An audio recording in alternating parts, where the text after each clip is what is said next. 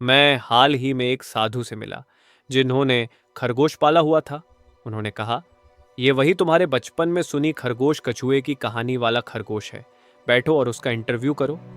और तब खरगोश की ओर से साधु बोलने लगे, हाँ, मैं वही खरगोश हूं जो हार गया था।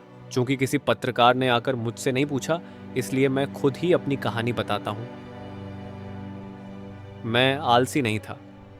मैं तेजी से कूदकर भागा और जब मैंने पीछे मुड़कर देखा तो कछुआ मुझसे काफी पीछे था।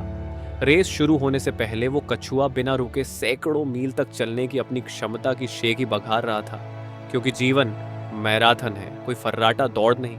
मैं उसे दिखाना चाहता था कि मैं दोनों कैटेगरी में दौड़ सकता हूँ। उस पर अच्छी बढ़त बनाने के बाद मैंने हल्की झपकी लेने का तय किया, क्योंकि जीत की चिंता से मैं सारी रात जागा रहा। केले के पेड़ के नीचे घास से भरी वह गोलाकार चट्टान किसी तकिए जैसी थी। जैसे ही मैंने उस पर अपना सिर रखा, मधुमक्खियां गीत गाने लगीं और सरसराहट भरी आवाज के साथ पत्तियां ऑर्केस्ट्रा बजाने लगीं। उन सब ने मिलकर मुझे सुलाने का षड्यंत्र रचा और उन्हें सफल होने में देर नहीं लगी।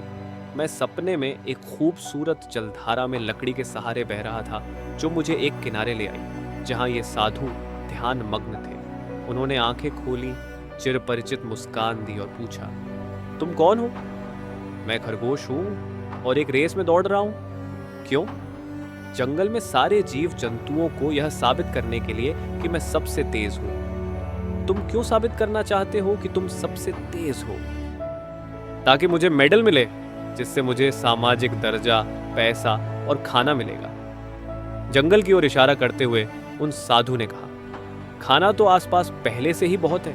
उन सभी पेड़ों को देखो जो फलों से लदे हैं, उन सभी पत्तेदार शाखाओं को देखो। मैंने कहा, मुझे भी सम्मान चाहिए। मैं भी अभी तक के सबसे तेज धावक के रूप में याद रखा जाना चाहता हूँ।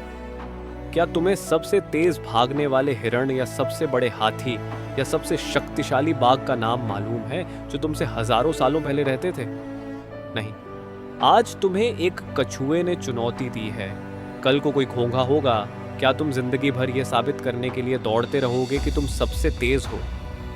हम मैंने इसे बारे में नहीं सोचा। मैं अपनी पूरी जिंदगी दौड़ नहीं लगाना चाहता। फिर क्या करना चाहते हो? मैं घास से आच्छादित इस गोल चट्टान पर सोना चाहता हूँ। ये सब तुम अभी ही कर सकते हो। रेस के बारे में भूल जाओ। तुम आज यहाँ हो, पर कल को तुम चले जाओगे।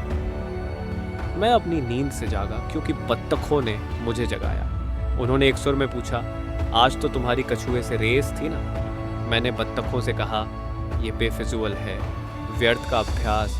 मैं बस यही होना चाहता हूँ। इसलिए मैं रेस हार गया और वापस अपनी जिंदगी में लौट आया। मैं आज और बाकी बचे दिनों में भी जिंदगी को पूरी तरह जीना चाहता हूँ। इसलिए मैंने रेस बंद कर दी। याद करिए, हम सब खरगोश कछुए की वही कहानी जानते हैं जो स्कूल के टीचर ने हमें सुनाई थी। ठीक इसी तरह प्रबंधन सिखाने वाले संस्थानों के शिक्षक बताते हैं कि कैसे एक दूसरे से प्रतिस्पर्धा करने के बजाय बिजनेस के जंगल में दो स्मार्ट एग्जीक्यूटिव, पढ़े खरगोश और कछुआ, एक दूसरे का सहयोग करते हैं और दूसरे खरगोश कछुए पढ़े अन्य बिजनेस के साथ प्रतिस्पर्धा करते हैं और एक नया मैनेजमेंट शब्द गढ़ते हैं, कूनऑपरेशन इन कंपटीशन, यानी प्रतिस्पर्धा में सहयोग।